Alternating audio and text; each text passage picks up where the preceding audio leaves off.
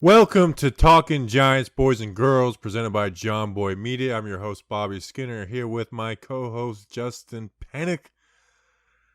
Today's show, we got some transactions to go through. Nothing major, but we got some stuff. And then we're going to do a quick little preview of Patrick Graham's defense and Jason Garrett's offense. Just a little quick. We're not going to go deep dive like some people may be accustomed to for us. Just some basic stuff to be expect. But Justin, how you doing? How was your weekend? What's going on, man? Training camp is starting to feel real. It's starting to feel real. I think we're on very different spectrums because I was able to watch a video that the Giants sent to their regular season ticket holders, which we can get to maybe after we talk a little bit of transactions, and that's a part of the news. But I watched that video this morning. It's actually going to be public, I think, at like 4 p.m. Tuesday. So 10 a.m. Or 10 a.m. Oh, never mind. Totally got that time wrong. Where did the I get whole world's 4 already from? seen it. You clipped the whole thing and put it on Twitter. I basically did. I basically took advantage of being a regular season ticket holder. I clipped a lot of the video, put it on Twitter for everybody to see. So hopefully the Giants don't shut down my account. But Bobby, I'm good. Had a good weekend. I think Saturdays are now becoming like that day where I kind of go down to a friend's house, lounge down by the pool. I don't have a pool anymore, and I don't have a lot of friends who have pools. So I go down to like a family friend's house, lounge out by the pool, have a good time. You encountered a storm, or did you, this weekend? Kinda. Which, by the way, it should be hitting you guys soon, so enjoy that. I don't know. Usually you get people like panicking for the hurricanes and stuff. This one, there was just none at all, and it really didn't even hit us. I mean, my power went out for a few hours. But besides that, I mean, we got some wind gusts. It was nothing crazy. I mean, you would have thought the tropical storm would have been the craziest thing of the day, and my craziest thing of the day on Sunday was there was a cow running loose. I was visiting with my parents, and my dad comes into the other room. It's like, there's a cow outside. And then so we started chasing the cow for the next 20 minutes. That was funny. I've watched that video probably 20 times because in that 8-second clip, you're analyzing like, you can't just grab it. It's not like There was some old guy chasing it around. It's like, what does this guy think he's gonna do? You can't just grab it. What's funny is my cousin, who he's autistic, and he was wearing a bright red shirt. He was in our front yard, and this I guess it's a steer because it's a boy cow, and it's coming right at him, and he just doesn't know what to do, and he hides behind something, but that was pretty funny. And then the cops showed up, and then I had the easy joke of, look, it's a cow and 2 pigs. But no, we're a pro police podcast, but that's a funny one right there. We're pro people, we're pro everybody podcast, okay? We're a pro everybody. But it was podcast. Just an easy joke. It's a layup joke. Sheesh. It had to be made. So it was that was pretty entertaining. And then finally, my dad, being the guy he is, he was the one who actually got it back to its barn. Oh, good. Your father's a great man. Did he get a reward? No. I mean, my dad's the guy in the neighborhood who's willing to do that kind of stuff. They can't stand him at sometimes, but when they need him, they need him. I remember my dad bringing an alligator home one day. It's like, what? Was it alive? Do that? Oh, yeah, he did it legitimately Steve Irwin style. Like, jump off a boat and grab it. I want to be like your dad when I grow up. I don't know. It's kind of nuts. Like, people are like, "Oh, Bobby, you're not crazy." And it's like, no, I'm really not, comparatively so. So it was good. All right, let's talk about the Giants though. I feel like we could ramble a little bit for the first 5 minutes. We haven't done that in a while. Justin, we got some transactional news. For one, the Giants claimed wide receiver from the Browns, Tony Brown. He was an undrafted free agent out of Colorado. I watched his highlight tape. I mean, I guess give him a shot with the other 3 undrafted free agents. I don't know. Pretty crowded room we're dealing with right now. Yeah, so is this really the number 4 wide receiver is a huge question mark. And Damari Scott opted out, so that's another wide receiver who he got reps last year. I mean, we can always remember the game where he dropped the snap on the sweep pass and it counted as a fumble for Daniel Jones. Leonard Williams has a non-football injury, a non-football injury list injury. I guess it's a tight hamstring. I don't put much into that, but it is funny, Justin, that every time Leonard Williams' name is brought up, It's just we have the same exact debate every time. It's like no one's changing their mind on it. So I just don't understand why that guy's name. I mean, I do understand, but anytime that guy's name is brought up, it just goes into a whole debate about the trade, how good of a player is, what do you put into sacks. Yes, he's only on the tag, but it's just every time it turns into this unbelievable debate. And it's a cycle. It's a cycle of insanity. That's really what it is. It's just nuts to see. It's like, how many times can you do this argument? I haven't engaged in it since, I don't even know. I don't even know. I think I can't remember the last time that I really engaged in it was when I made the YouTube video, the 8-minute YouTube video of why the Giants need to re-sign Leonard Williams. And that was pre-draft. That was pre-free agency. And that literally covered everything, except the only take that I think that I had that was wrong was that the money, he's going to come down on the asking price, because typically when, of course, I would also ask for $17-16 million, but he's not going to get $17-16 million. Well, at least for 1 year he is. So that's the only thing I was wrong about. But yeah, I'm done. Yeah, is he I'm making over. He's making Aaron Donald money. It is 1 year. Oh, gosh. Justin, No, I just realized something. We forgot to shout out our new Patreons. Yeah, that was bad. I had that thought that I hope he remembers to do this as we start. But then we started talking about hurricanes and cows and how your dad's an incredible human being, and we just snowballed out of control. All right, so we got Speak Your Mind. Yes. I know that person on Twitter, but Yep. I don't know their real name, and I respect that.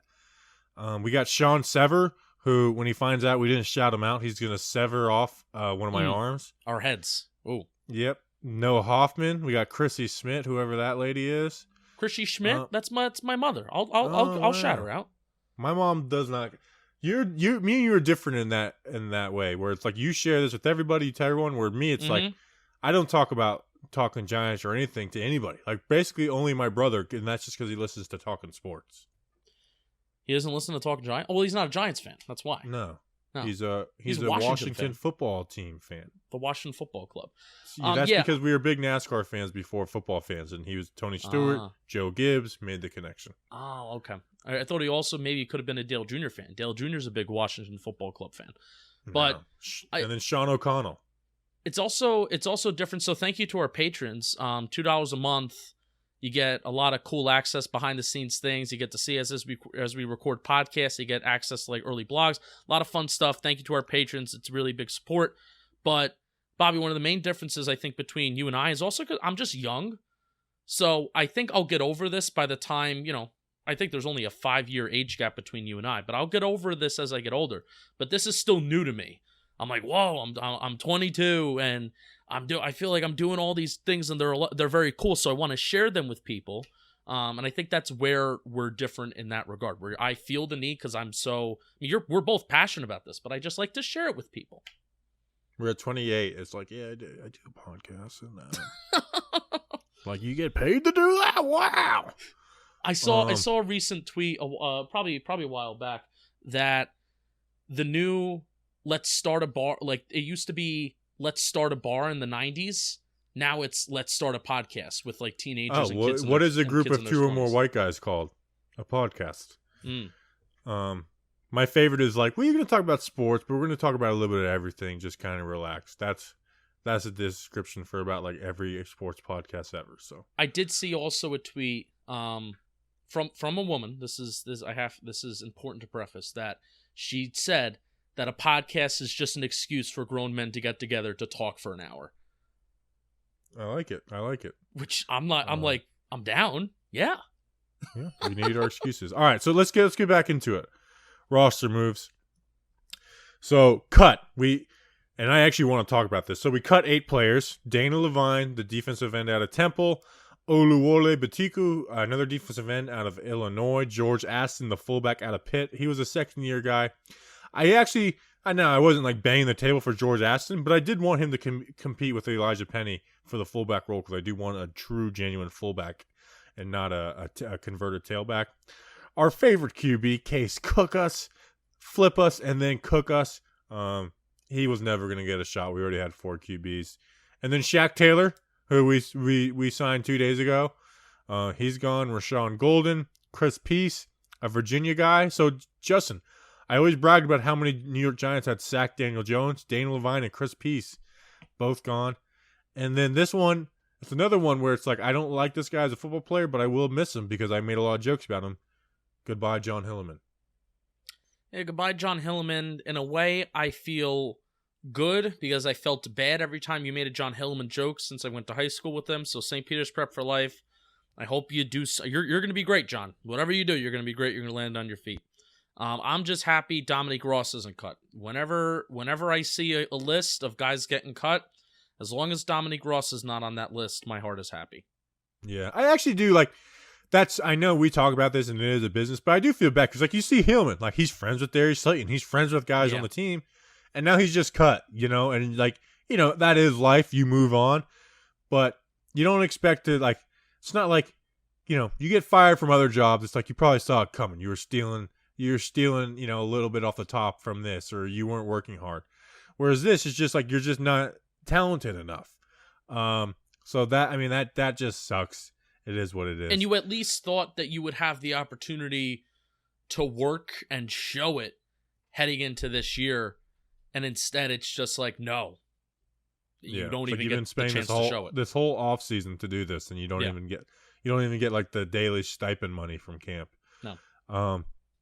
But they get, most of them get guarantees when they sign their undrafted free agent contracts. That being said, we were talking about this earlier, Justin. It's pretty impressive the little things that Joe Judge does because everyone assumed 80-man roster because like, oh, you don't want to separate the guys, and then they go 90-man roster. Like, okay, like I get it. Like I wasn't expecting it, but I get it. But in reality, Joe Judge never had the intention to do the 90-man roster. He just figured, hey, while the vets can't be in here for another 5 days, I might as well keep all those other guys and keep those 10 extra. And that's what he did. And as soon as the vets came back, they cut those guys and got down to 80 so they could be together. That's like little stuff that you just don't expect, Like it's not even a knock on other people, but I would never expected that. The free agent tag with Marcus Golden, little stuff like that where every coach that leaves Bill Belichick gets the comparison. But Joe Judge really is the one that reminds me the most of him, of his ability to command a room, to be a jerk, but not like be like Matt Patricia where he has no respect. Right. Brian Flores is his own guy, Bill O'Brien. We've seen, I think his biggest issues are as a GM more so than his coaching. And then, like Charlie Weiss was a Parcells guy, Crennel was a Parcells guy, and Josh McDaniels was another. Is definitely douche. Not. I mean, Joe Judge, he seems like the most that is actually like Bill Belichick. I'm not. Yeah. Listen, Bill Belichick is a mastermind defensive like wizard, so I'm not going to say that Joe Judge is that because he doesn't even work with the defense. But like just personality wise, he is the one that reminds you of. But he also like stays true to himself. Where like you'll talk about in that video, he's showing his personality and talking about guys cutting up and stuff like that. Yeah. Yeah, and by Joe Judge showing his personality, what I think kind of what you're talking about, and we haven't seen it fully yet, Bobby. We need to see how an entire season works. But he's an attention to detail guy. And you see it in that 13-minute video. Whereas, obviously he can talk about attention to detail in the press conference. He can talk about it in a Zoom press conference too, which we heard a while back as well with the beat reporters recently. But that 13-minute video, it was Joe Judge. It was Joe Judge walking you through the new facility, quote unquote, the new facility that they've now made at MetLife Stadium. And Bobby, I initially thought, this is probably the biggest thing that I pulled from that video, besides the nitty-gritty little details about the cafeteria, how they're doing meeting rooms. Everything is at MetLife Stadium. Everything. I thought, and we initially thought when the Giants were going to do the 90-man roster where it's 45-45, some of it was going to be at the facility itself by the Quest Diagnostics Performance Center where they actually have their regular offices. I thought that some of it was going to be there, and then some of like the locker rooms and players would get ready. They would actually get ready at MetLife Stadium. But that's not the case. They have actually utilized a lot of the suites at MetLife Stadium and a lot of just the opposing locker rooms, their own locker rooms. They've used all of this extra space inside MetLife Stadium.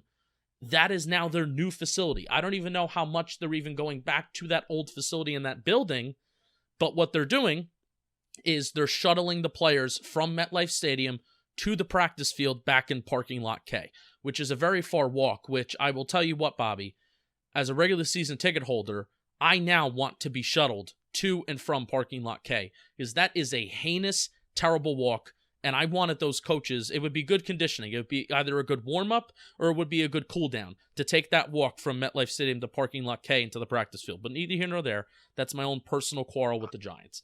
But that was my biggest thing. I made the walk from the stadium to Quest Diagnostics in 20-degree weather after the Eli's last game, so it wasn't that bad, Justin. You didn't park that far with me. Yes, we didn't. I didn't park. My brother came and picked us up. Oh. So, and instead of him coming into the parking lot, he just parked on the side by the highway. So, well, you did it once. I've been doing it for years. All right, Justin. Walking it's good for you, man. So yeah. I mean, anything else from that video? I just saw, the lunch tables. They each have their own table, but they'll be facing each other. Yeah, this again, and they're tracking detail. Them. This is how it starts, people. They're wearing tracking devices where, again, NFL Next Gen data player tracking stats, right? It's even evolving to when these guys are just in the facility. They're tracking how close players are getting towards each other and yada, yada, yada. I could honestly care less about that because Kevin Finnery, that's not his real name, but he used to be New York Soprano. Everybody knows him on Yankees Twitter as like the Soprano guy.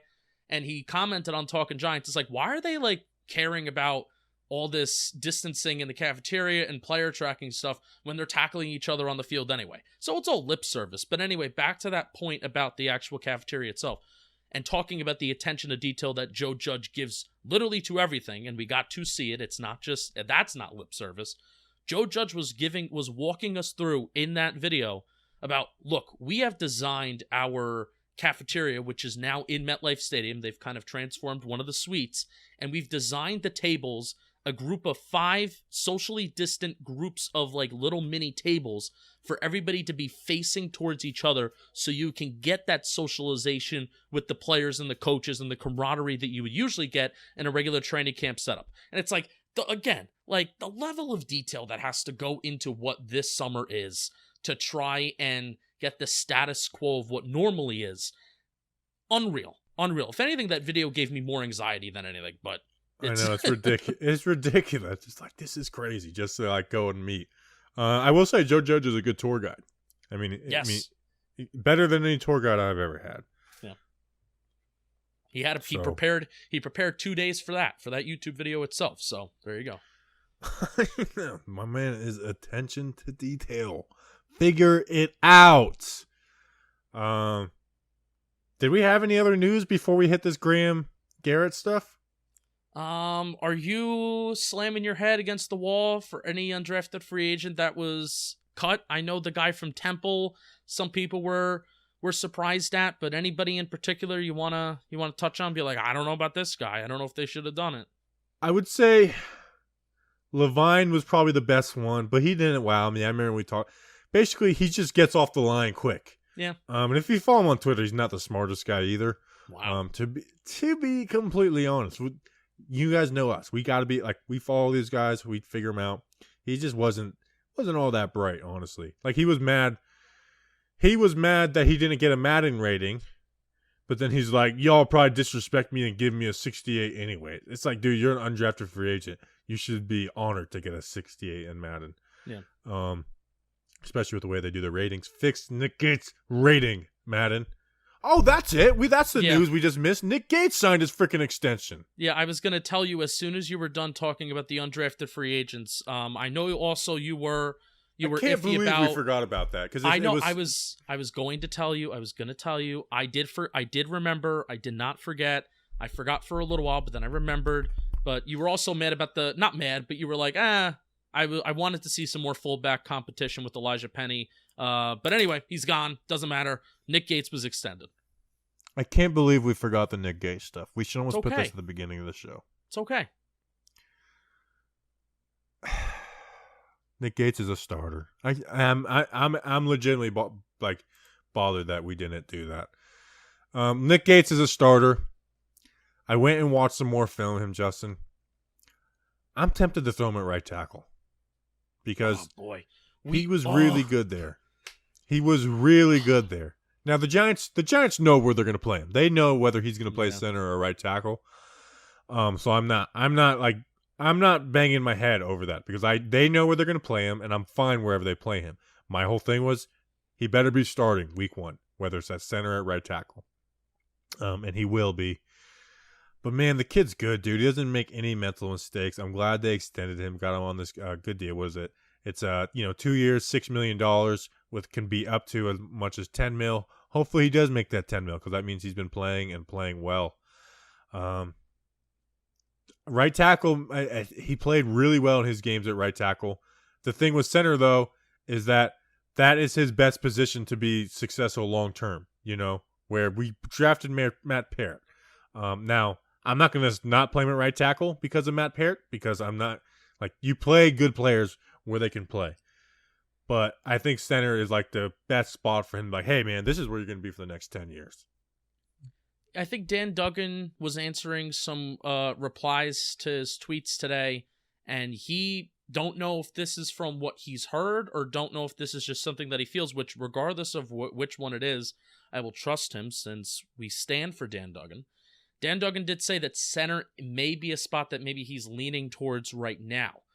So when we possibly have some of these guys on the show and some of these beat reporters on the show, I'd be interested to see which spot they're leaning towards having Nick Gates play. I'm still on this good metaphor that we said last week, Bobby, about you would rather have the car crash happen, in front of you or on your right side compared to a spot where you can't really react. I would rather have that car crash happening on the side of me. So therefore, if I can step up in the pocket and I can have some pocket mobility, which we know Daniel Jones needs to work on, and he can't just be a statue back there. So I would rather have that anchor up kind of in the middle. And then, hey, Cam Fleming, whoever is going to be playing at right tackle, Kevin Zeitler can help you out a little bit. We can have some tight end chips, and you can be serviceable, and we can help you out. Oh, stop it. Stop it. Man, just keep digging those graves. All right. So we people who have listened to us know where we stand on Nick Gates. Yeah. I think his PPP is going to be fun. Ongoing conversation. Let's throw it to DraftKings, and then we'll talk Garrett and Graham. All right, Justin. Let's do a little preview of our offensive coordinator, defensive coordinator we're planning on doing this episode. We're not going to go crazy, but just some tendencies and things to expect. And Justin, I know you wrote a blog about Jason Garrett, so yep. And offense is more fun than defense, so I'll kick it to you. Give us some Jason Garrett stuff. Let's talk about the cat. Yeah, so first of all, go to TalkinGiants.com. Go to TalkinGiants.com. The truth about Jason Garrett's offense. I did a deep dive blog with the help of Pavel Vab, who's a Giants analytics source on Twitter. We put together some graphs, and basically, I wanted to ask. We all know that post 2011, which that's when Jason Garrett gave up the play calling duties, we all know that Dallas ran the ball a lot. We all know between DeMarco Murray and between Ezekiel Elliott these last few years, we all know that Dallas runs the ball a lot.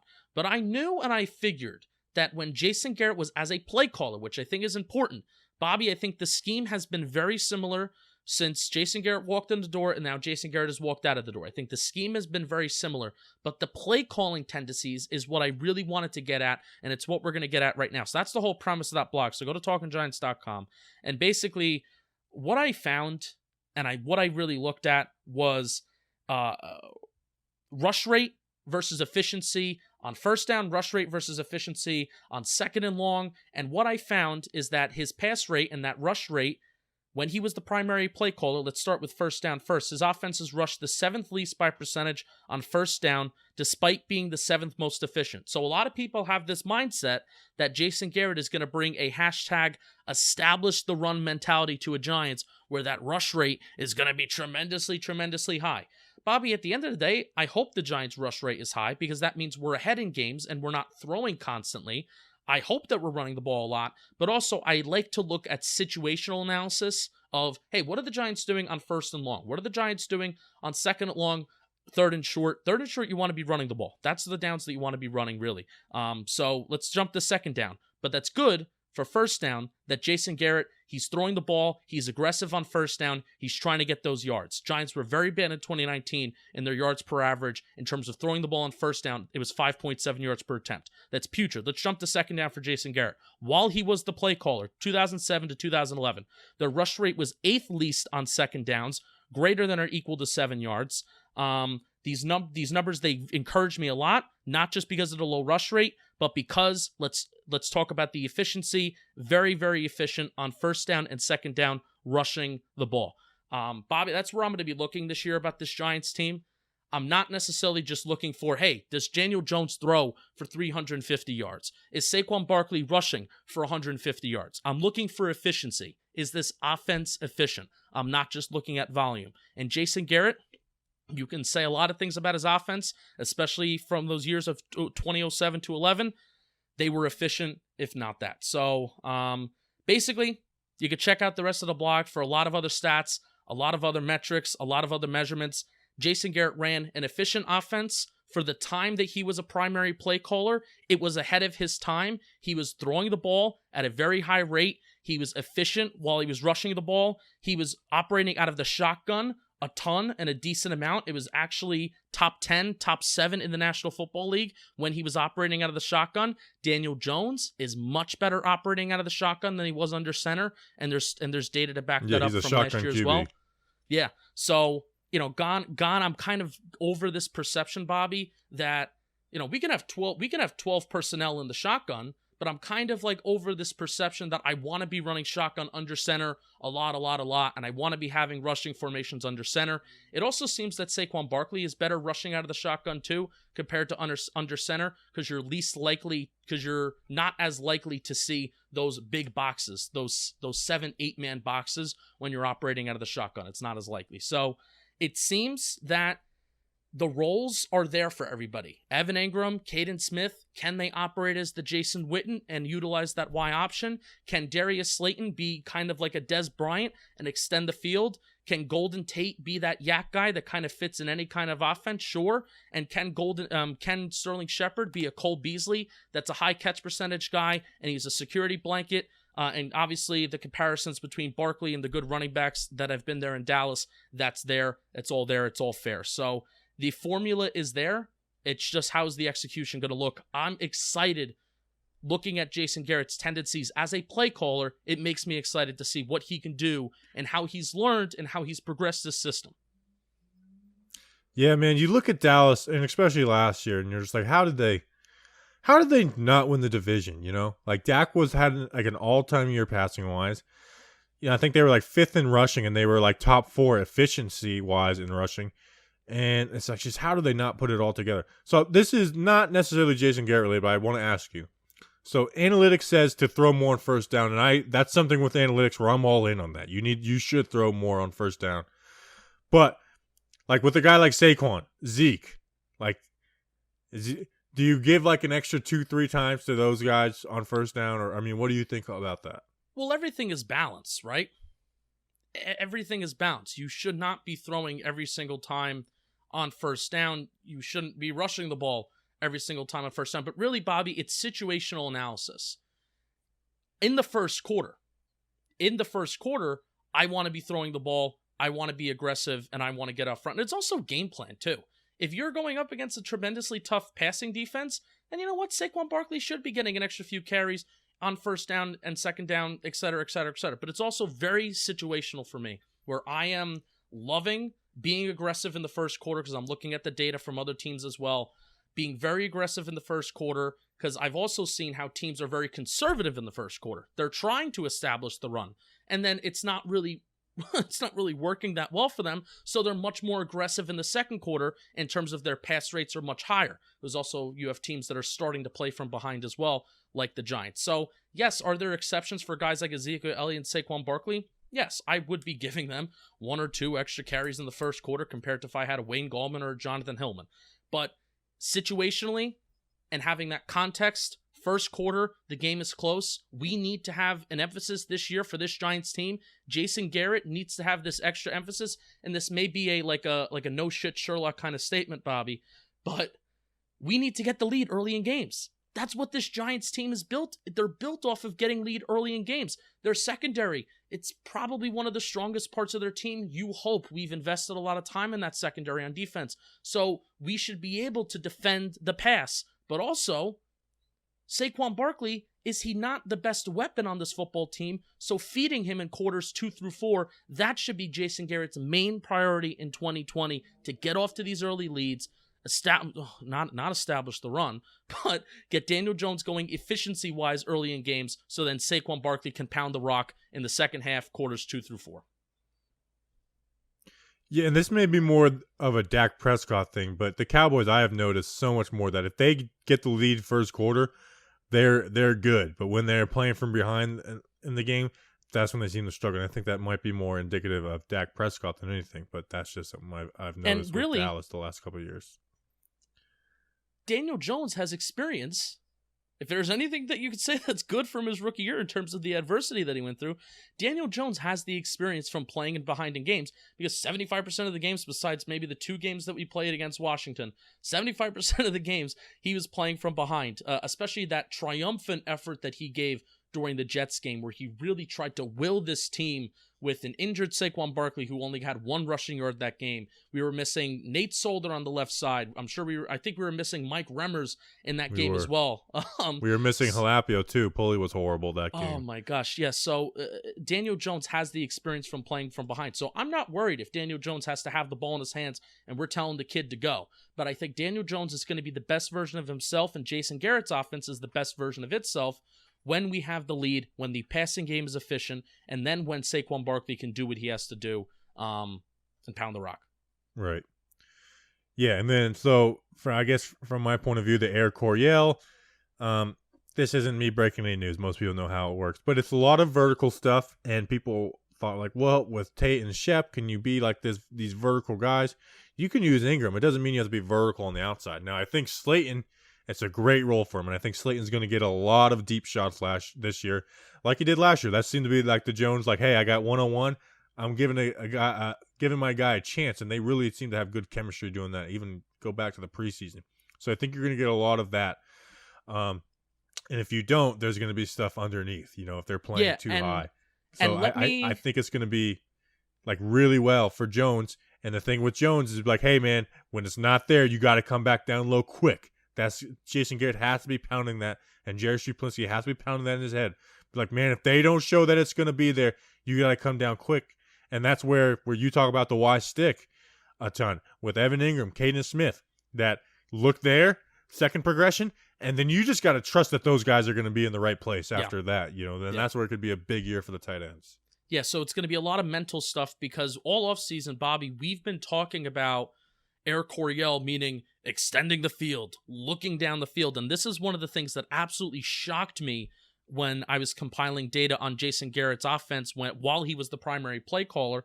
The Cowboys were 4th least in air yards per attempt between 2007 to 2011. So I talk a lot of depth of target on this podcast in terms of where receivers are being targeted on the football field. So 4th least in air yards per attempt, 4th least in average depth per target, Jason Garrett's offense was between 2007 to 2011.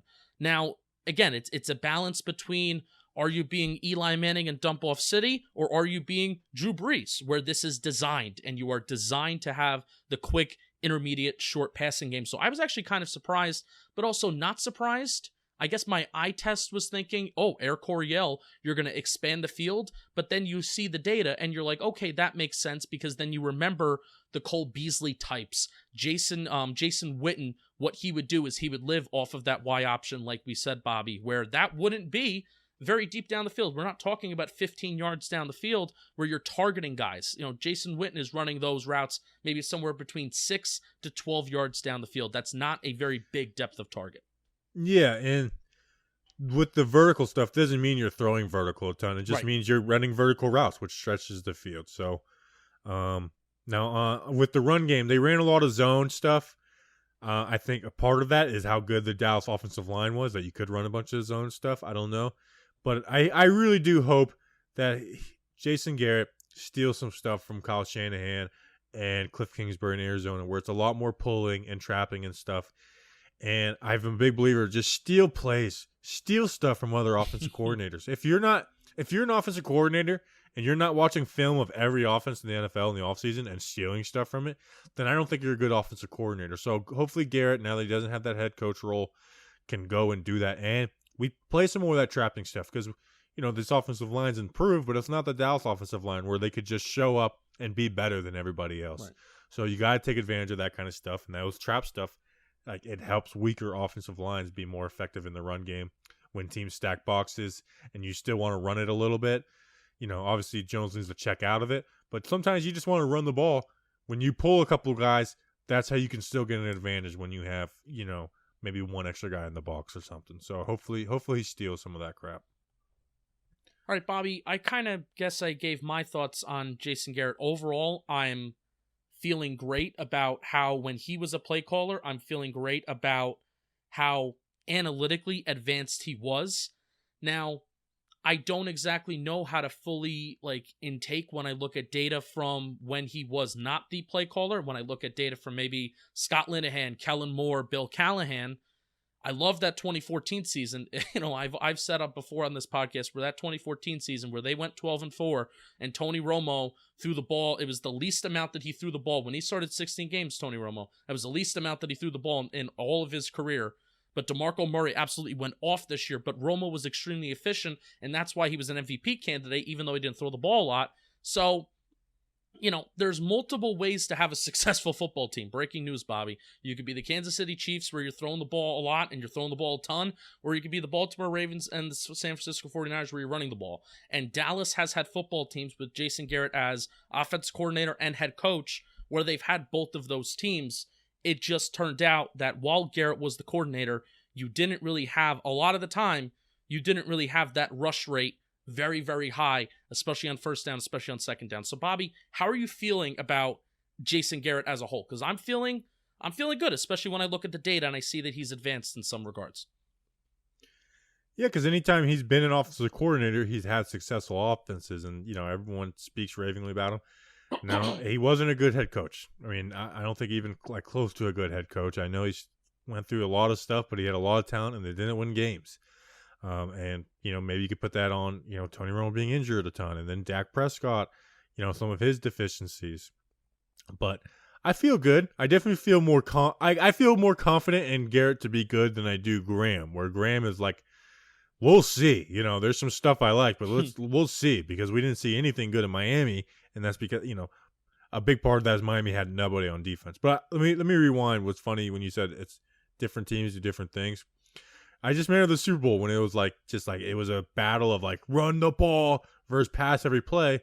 In reality, what that Super Bowl meant was hey, look, this shows that you should play to what your personnel is and play the best. It's not one or the other. It's showing that both, you can win football in different ways.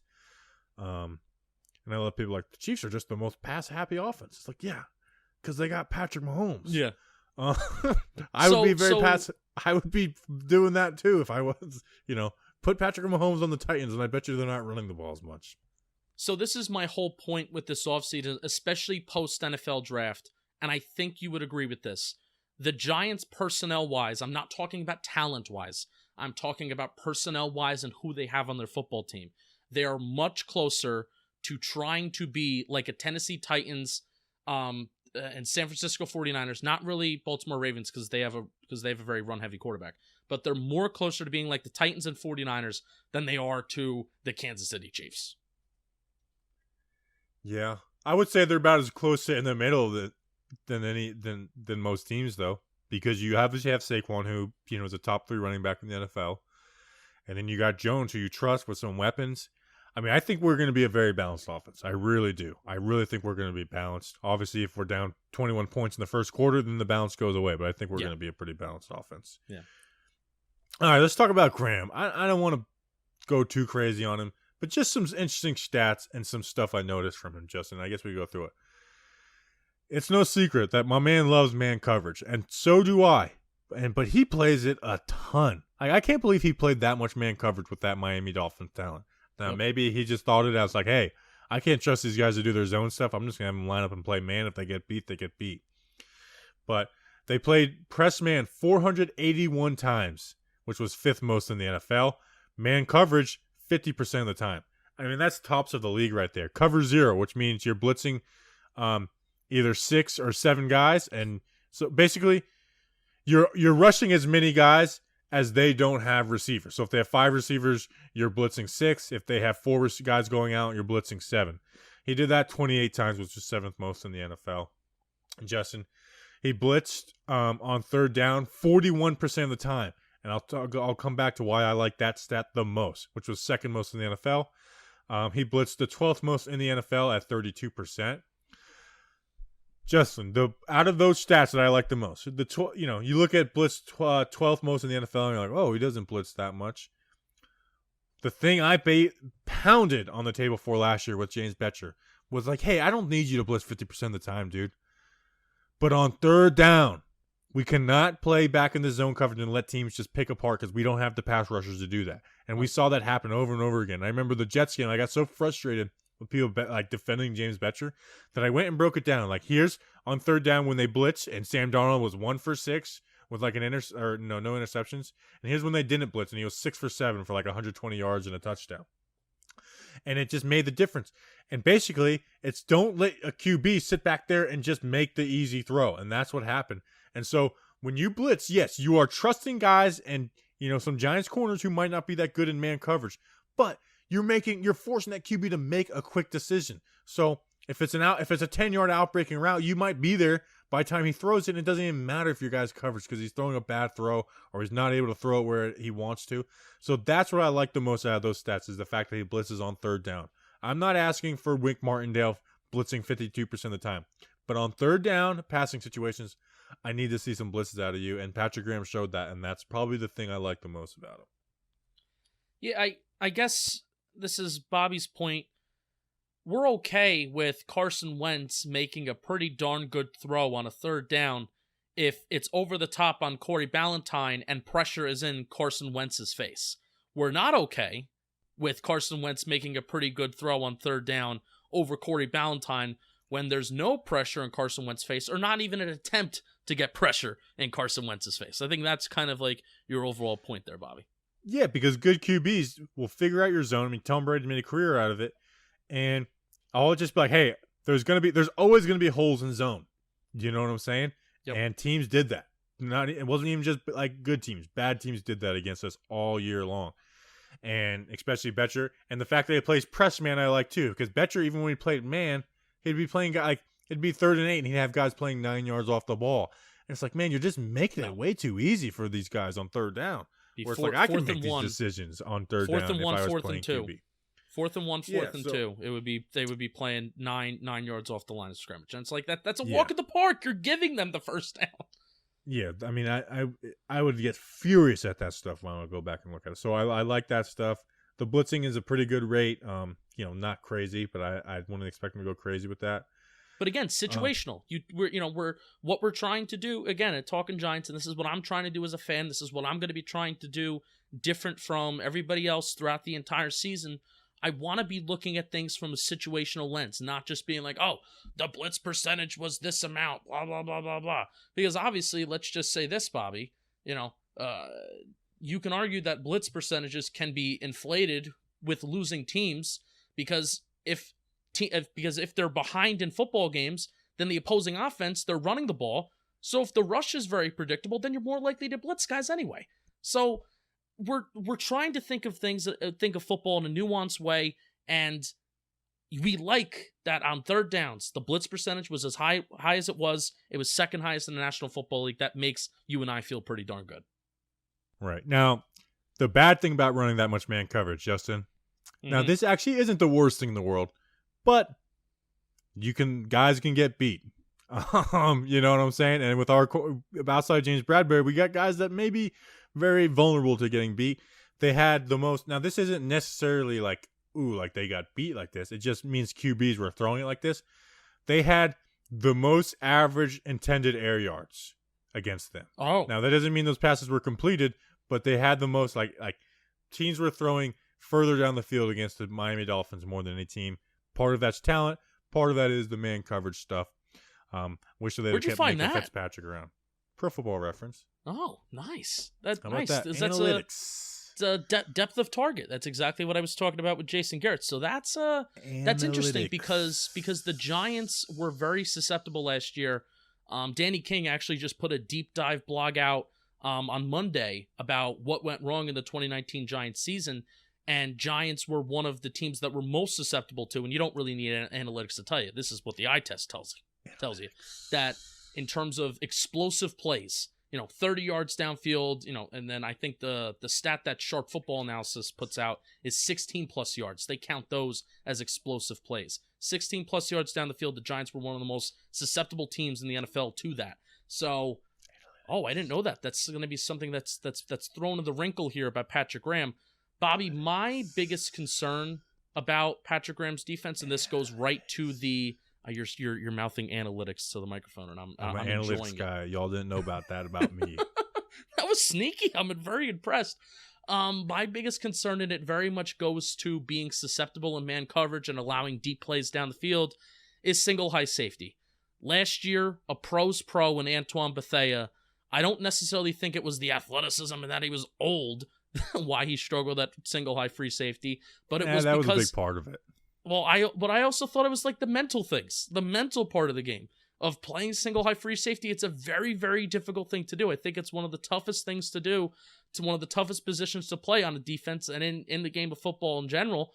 So Patrick Graham seems to be very married to that concept as well, just like James Betcher was, that you have to be running with that single high safety while you're going to have another safety who's in the box, or you're going to be having another safety who's going to be lining up next to the linebacker. So that concerns me about being susceptible to deep plays down the field when you're going to be playing a free safety, when we don't really have on the football team right now a guy who can play single high free safety. Yeah, so this is where my film study of Patrick Graham comes in. This is where the meathead in me comes out. Here's the things I noticed. He would run a single high concepts, Justin, and I like this. I love this because it's so simple and it changes things. And obviously you can't do it all the time. But a lot of times he would line up in two high, which means two safeties deep. And then as soon as the play would roll, one would roll down, one would go play that high roll. And it just makes it a little more confusing for a QB, where you just can't, it's just not all out in front of you. You got to be thinking. And they would do both things. And I think with Peppers and McKinney, I feel like that's a perfect role for those guys. So that's something I liked about him. So he's disguising looks. Yeah, and it's not even like some insane, like I remember, me and Anthony were going through this. It wasn't like some like, oh, wow, this is a huge disguise. It's not even like crazy stuff. It's just not giving you do the easiest stuff. And it also is like, hey, you don't know which one of us is going to be playing down on which side, and you don't know which one, which means you don't know which outside linebacker is going to pop out. It's just easy stuff to do that James Betcher never did, or almost never did. So I like that about him. He likes to do replacement blitzes. So there might be times where it doesn't show up as a blitz on like the playbook because they're only rushing 4, but he'd be dropping defensive linemen out, or he'd put a bunch of people on the line of scrimmage, would rush 4 and then drop all other guys, blitz a corner, put a defensive end out in the flats, stuff like that. So that's something he did a lot. And got some stuff like that. And then there's something he would do that I love, and I can't wait to look for it when the season starts. Every game, Justin, on third down, Patrick Graham would introduce a new play, and it would be different stuff, like 3 high safeties. Like 3 high safeties in man coverage where the outside safeties play down, middle one plays deep. And he did that very successfully against the New England Patriots, who were clicking. They scored 41 points. A couple of those were defensive touchdowns. But still, Patriots put up a lot of points. But it worked on both those third downs. Including like a man coverage against Antonio Brown because that safety was underneath. So something like that. Or he'll have rovers where he's got, 7 guys standing up, moving around before the play. So basically it's nothing specific, but every game there would be something new, different type of play that he would run twice on third down passing situations. And he would do it twice. So that's something that isn't like, look out for this play, but I cannot wait to sniff out what that is every single week. Yeah, I was just about to say, I can't wait for you to find it, and I know how excited you're going to get when you're going to be like, oh, I haven't seen this before, and then you're going to clip it and you're going to talk about it, which is going to be so exciting. But Bobby, kind of stemming off of your point, the games that Anthony and I, we watched back to back, I think they happened in consecutive weeks, was the game that the Dolphins played against the Washington Football Club, and then the next week they played against the Eagles. Washington and the Eagles. Football Team. I say the Washington Football Club. I've been saying that. That's before not their name. It's the Washington Football Team. Well, I'm gonna continue to disrespect them by not calling them their actual name. Respect the name. No, I will not respect. So we watched those games back to back together, and one of the things that we saw that we were getting very nervous about was when we watched against the Washington Football Club. I believe it was what's his face, Case Keenum at quarterback. And they were playing Better QB for that team. Yeah, really. Alex Smith, he's coming back. Is he going to start? I don't know. He's going to give Kyle Allen a run for his money. He's going to give Kyle Allen a run for his money. But anyway, we're watching that game, and Anthony and we were kind of getting concerned. We were kind of getting concerned because it was a lot of guys in the box, and even in passing situations. Now, the Washington Football Club is a team that they're going to be running a lot of plays out of rushing formations. I don't know what they're going to be doing now, but in 2019, they were a team that ran out a lot of rushing formations because they just were not flat out just not a team that just spread out the field because they didn't have the personnel to do that. But that's the personnel that, well, no, let me say this. How Patrick Graham responded to that was by putting a lot of guys in the box, single high safety, kind of leaving these corners out to dry a little bit. That's what it felt like. And Case Keenum, if you remember in the Giants game, week 4, Case Keenum probably missed 2 or 3 big plays down the field just by overthrowing guys. So Patrick Graham was daring. Case Keenum, I dare you to hit Terry McLaurin 40 yards down the field. I know you can't do it. I'm going to dare you to do it. But then next week, Bobby, against Carson Wentz, game plan totally different. So I'm initially getting concerned, like, oh my God, I'm going to turn on this game tape against Carson Wentz, who's a pretty good quarterback, and he's going to tear him to shreds, right? Wasn't necessarily the case. Different game plan. He's turning cover 1s into cover 3, where you're dropping more guys back into coverage than you initially think. He's disguising looks, and it's different, it's fun, and it's refreshing. And we were like, oh gosh, this is nice. So that's what I'm really looking forward to, Patrick Graham. That there really is no one blueprint. I guess besides single high safety, that's the thing that makes me most fearful. But there really isn't one blueprint as to how he's going to be playing within his system. Right. Yeah. So, I mean, that's what I got on them. And I think this exercise wasn't to be like, let's pump up these guys. I think it's just more like, hey, what to expect out of them, you know? This isn't like, ooh, Patrick Graham's going to be amazing. It's just some stuff to expect and some stuff to like, some things that worry you, you know, whereas as much as you may like the man coverage, it also could be, like you said, scary that he's trusting these guys out on an island so much. So, Justin, man, it's been a good show. We'll be back for a player profile and projection tomorrow. You guys have been listening to those like crazy. Appreciate it. Appreciate the Patreon support. And we're on YouTube now, like full videos. We're paying this kid. I'm taking advantage of child labor laws, and I'm paying this kid to do YouTube videos. The kid is super hardworking, man. So I appreciate him. Thank you, Krish. Yes, thank you, Krish. My guy. No, I think he's 17, so I think we can legally pay him. I can't believe I'm saying all this on a podcast. I'm totally getting myself in trouble right now. Thank you for listening. Consider giving to Patreon. We're also 1 5-star rating away from 250 on the Apple Podcast app. So take your family member's phone. Take your mom's phone, take your dad's phone, take your sister, take your brothers, take your mom, whoever, take advantage your of wife. Children. Take advantage of children and take advantage of their iPhones. Steal their and phones. leave us a 5-star review on the Apple Podcast app. We're getting close. We're 1 away from 250, and then it's on the road to 300 from there. So thank you, and we'll see you tomorrow for a Don't PPP. you dare close it out on me because I'm saying dumb stuff. All right, we'll see you guys tomorrow. Until then, let's go Big Blue.